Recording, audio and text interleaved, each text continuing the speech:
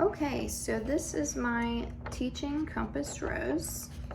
I drew it myself because I didn't have access to a printer and I don't really know how to edit PDFs. But basically, I have my north, south, east, and west. And then I've written how I plan to create a positive learning environment in my classroom. Right here, this box, I have get to know students on more than a surface level. So actually talk to, listen to, and care about them. And that will promote a positive learning environment because when students feel like you care about them, they learn a lot better from you. If a student is disengaged and they don't feel like you care, then they're not gonna learn. And also, if you know more about your students, you can plan better lessons that will be more engaging and interesting to them. And that will help you teach them better. All right, down here, I have create cultural congruity in my classroom.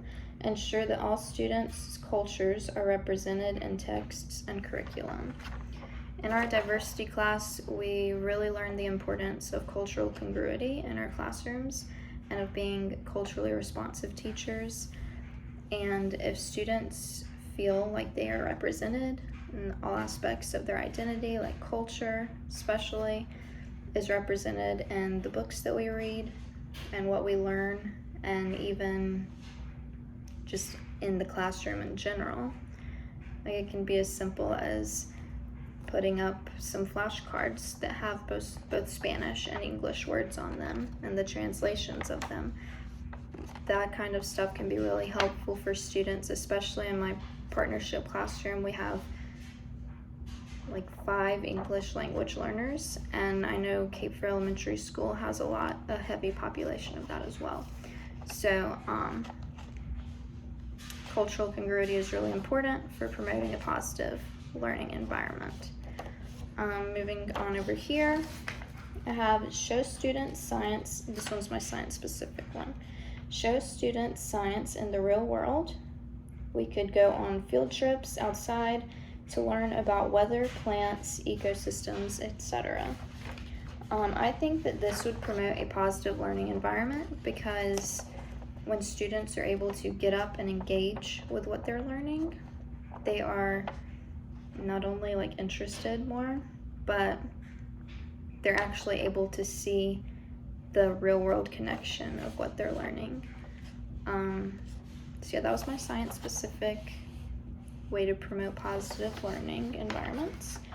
And then the last one up here, ensure that students have a voice and that they feel like their voices are being heard. One way to do this is through student-led discussions. I think that when students feel like they have a place in the classroom and that they have a voice, that will promote positive learning environment because, I mean, if you feel like you belong, then, and you feel like you have a place, then that leads to more positive learning. So now I will see if I can figure out how to show you my creature. Can't turn the camera around. But the creature that I chose is that pink one sitting on the tree, hugging the blue friend. And the reason that I chose that creature is because he's just sort of chilling there, and I feel like the same way in regards to my ability and my confidence in my ability to teach science.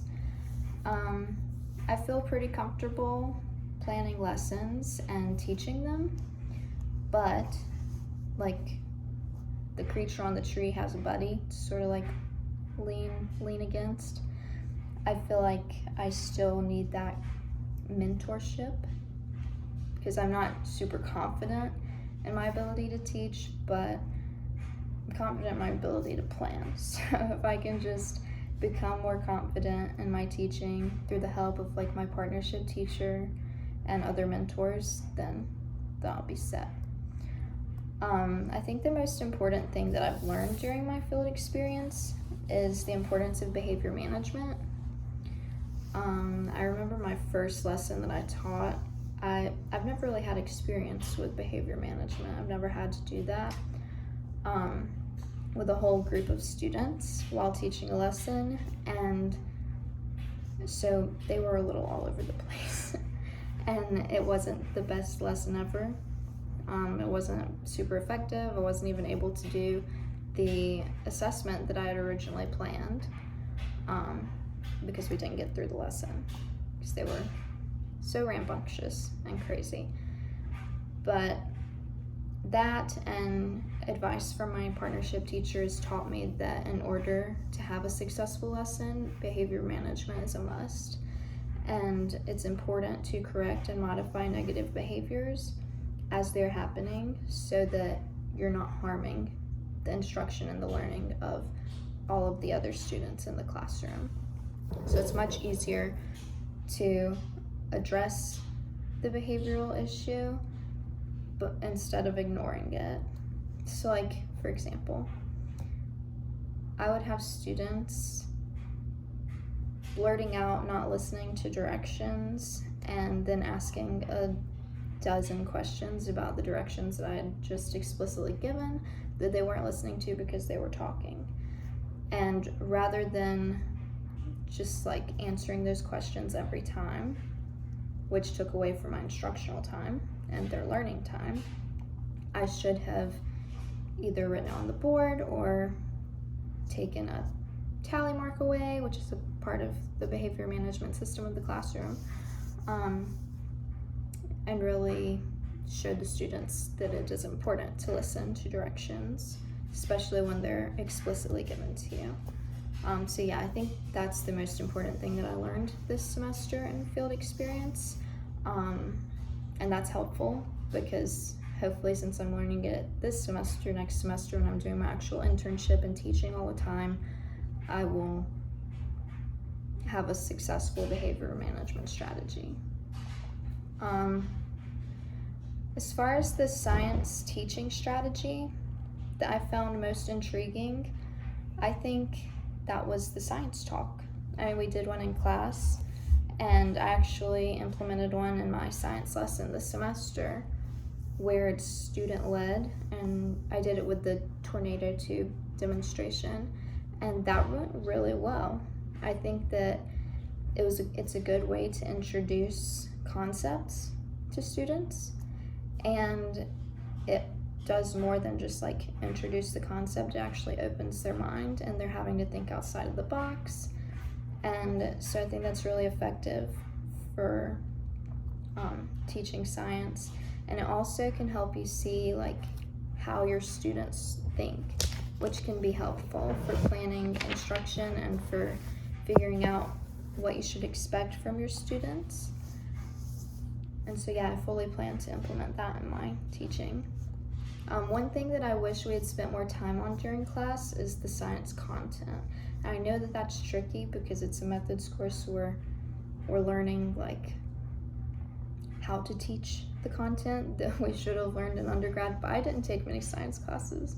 It's like I haven't really learned all the content. I did find that EOG and the science content project very helpful because it forced me to actually research and learn those concepts. I think it would be helpful to have us take the EOG at the beginning of the year, which I know you recommended us do, but like submit our scores and then take the top 3 content areas or concepts that we all struggled with and maybe spend class time going through them. I think that would be helpful because some of those concepts are really broad, like really deep. Not broad, but like they go way above my intelligence level,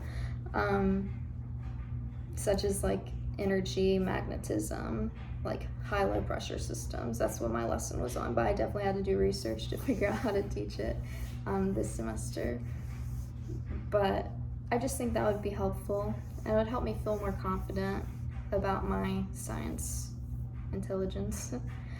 As far as my thoughts on internship next semester, I'm really looking forward to it. I enjoy the relationships that I have with my partnership teacher and the 5th grade team and the students in my class. I am nervous about Ed TPA, like pretty nervous, but I'm planning to prepare myself for it over Christmas break, read through the handbook 15 times if I need to, and I'm excited to graduate and enter the classroom. So yeah, thank you for a great semester, and that's the end of my video.